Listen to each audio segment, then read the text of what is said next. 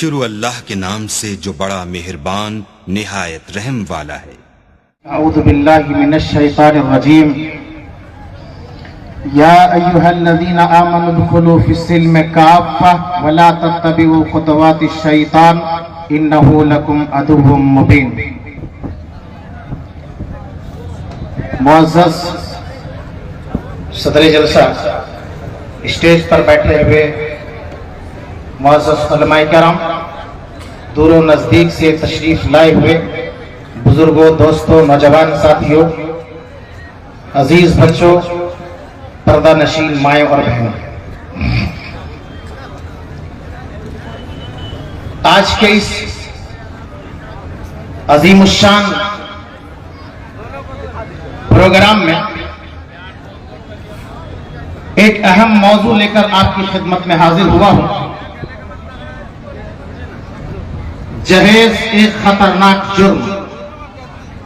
شور اور ہنگامے کی آوازیں آ رہی ہیں، میں گزارش کروں گا کہ آپ لوگ شانتی بنائے رکھیں، وقت مختصر ہے، سکون اور اطمینان بنائے رکھیں۔ آج کے اس پروگرام میں موضوع ہوگا جہیز ایک خطرناک جرم۔ انسانی زندگی میں شادی، نکاح ایک ضروری چیز ہے، یہ انسان کے لیے ضرورت ہے۔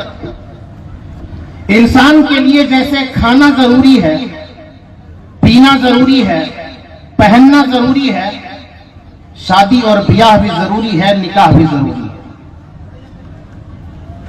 دنیا کے اندر بے شمار انبیاء کرام آئے،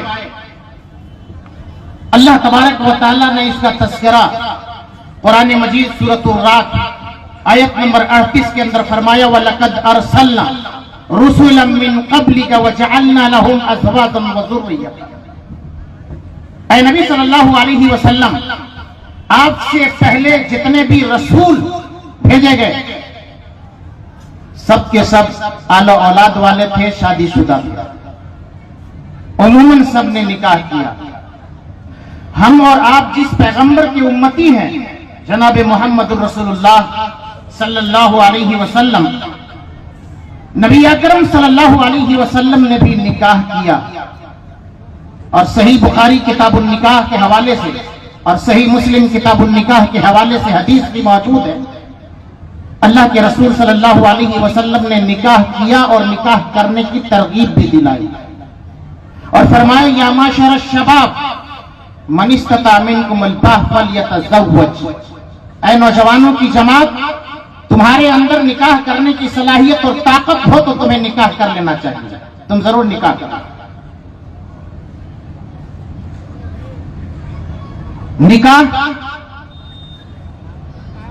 تمام کے تمام انبیاء کرام کی سنت ہے، نبی اکرم محمد رسول اللہ صلی اللہ علیہ وسلم کی سنت ہے، عبادت کی۔ عبادت کس کو کہتے ہیں؟ اللہ اور اس کے رسول صلی اللہ علیہ وسلم نے جن چیزوں کے کرنے کا حکم دیا ہے اسے کرنا عبادت ہے، اور جن کاموں سے منع کر دیا ہے ان کاموں سے رک جانا ہی عبادت ہے۔ تو نکاح کرنا اسلام کے اندر ایک عبادت ہے۔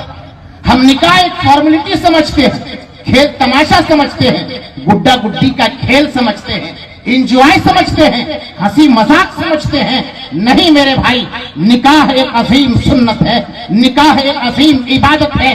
اس لیے مسلمانوں، نکاح کے ساتھ کھلواڑ مت کرنا، نکاح کی آڑ میں طرح طرح کے خرافات مت کرنا، اس عبادت کے آڑ میں دنیا کے اندر اپنی مرضی کے مطابق کوئی کام نہ کرنا جس سے رب ناراض ہو جائے، ہماری دنیا بھی خراب ہو جائے، ہماری آخرت بھی خراب ہو جائے۔ جہیز یہ خطرناک جرم ہے، دنیاوی کتنے نقصانات ہیں، اخروی کتنے نقصانات ہیں، غور کرو گے، سوچو گے، رات کی نیند نہیں ہوگی، پیروں تلے زمین سرک جائے گی کہ جہیز کتنا خطرناک جرم ہے، اور سماج کے لیے آج کتنا بڑا کینسر بن گیا ہے کہ لوگوں سے جب باتیں ہوتی ہے، بھائی صاحب جہیز کے بارے میں کیا کہتے ہو، کیسے بند ہوگا، مت پوچھو مولوی صاحب، یہ جہیز ایسا مسئلہ بن گیا ہے کہ اس کے بغیر شادی نہیں ہو سکتی ہے اور سماج سے اس کا خاتمہ نہیں ہو سکتا ہے. یہ کینسر کی طرف ہو گیا ہے. دنیاوی نقصانات یہ ہے کہ اس جہیز کی وجہ سے آپ ادھر شادی کا ڈولا سجا رہے ہو. آپ نے غور کیا کتنے ایسے لوگ ہیں جو اس جہیز کی وجہ سے، جہیز نہ دینے کی وجہ سے آج ان کی بیٹیاں گھر میں ہیں، وہ شادی نہیں کر پا رہے ہیں. کتنے ایسے والدین ہیں، ماں باپ ہیں، اللہ کی قسم ان کے پاس ایک سے زائد بیٹیاں ہیں، ان کے پاس نیند نہیں ہے، سکون سے سو نہیں پا رہے ہیں. کتنے والدین ہیں ان کا ہارٹ اٹیک ہو گیا. کتنے بچیاں اور بیٹیاں ہیں اپنے والدین کی پریشانی کو دیکھ کر کے اور ان کے دکھ اور درد کو دیکھ کر کے بچیوں نے خودکشی کر لی. اور حد تو یہ ہے کہ آج سینکڑوں واقعات ہمارے سامنے ہیں. کتنی بچیوں نے اسلام چھوڑ کر کے غیر مسلمانوں سے جا کر کے شادی کر لیا. بتاؤ کون ہے مجرم اس کا؟ کون گنہگار ہے؟ سر پہ ہاتھ رکھو، سینے پہ ہاتھ رکھ کر کے سوچو اور 100 بار سوچو. اتنا بڑا جرم کو ہم نے پیدا کیا ہے، سماج کے اندر ہم نے اس کو ایجاد کیا ہے، لوگوں کو پریشان کر کے رکھ دیا ہے. بیٹی والا گھر سے نکلتا ہے، آنکھ میں جھولا ہوتا ہے، تصدیقات کے ساتھ پہنچتا ہے، رانچی جاتا ہے، حیدرآباد جاتا ہے، بمبئی جاتا ہے، دلی جاتا ہے، مدراس جاتا ہے، مسجد کے دروازے پہ کھڑے ہو کر کے مایوسی کے ساتھ کہتا ہے بھائیو مجھے تعاون کر دینا، میری بیٹی کی شادی ہے، مجھے جہیز دینا ہے، شادی کا مجھے انتظام کرنا ہے. اللہ کی قسم بندہ خون کا آنسو ہوتا ہے.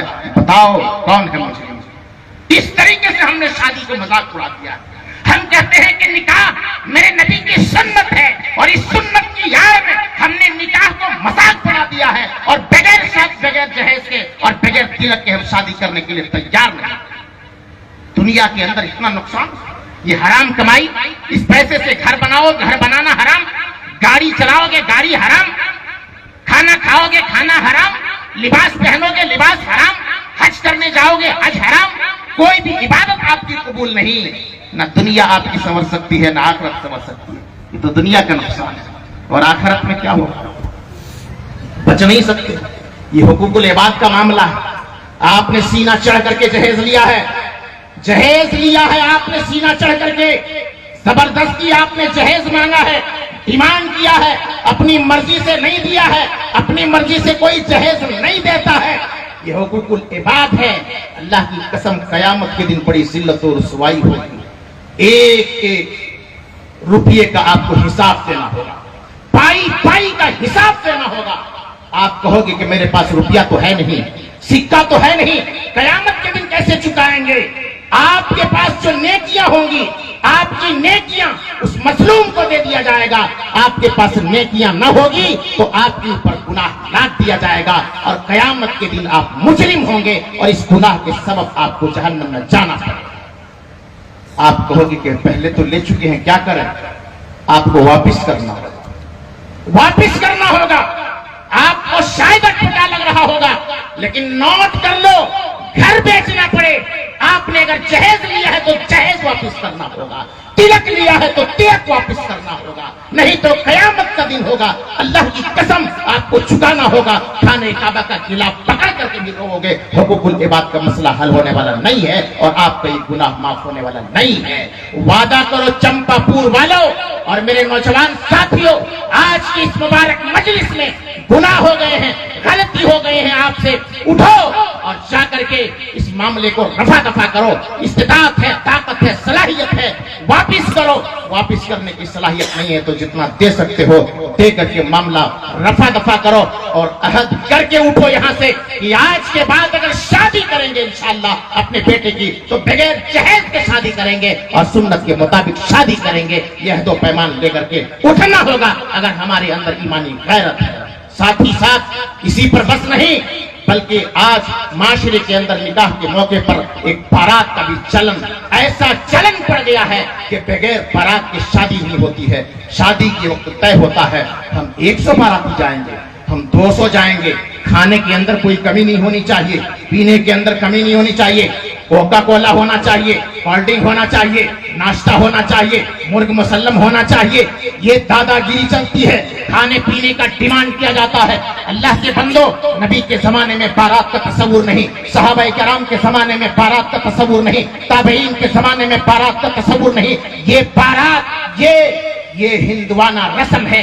इस रस्म को खत्म करना होगा।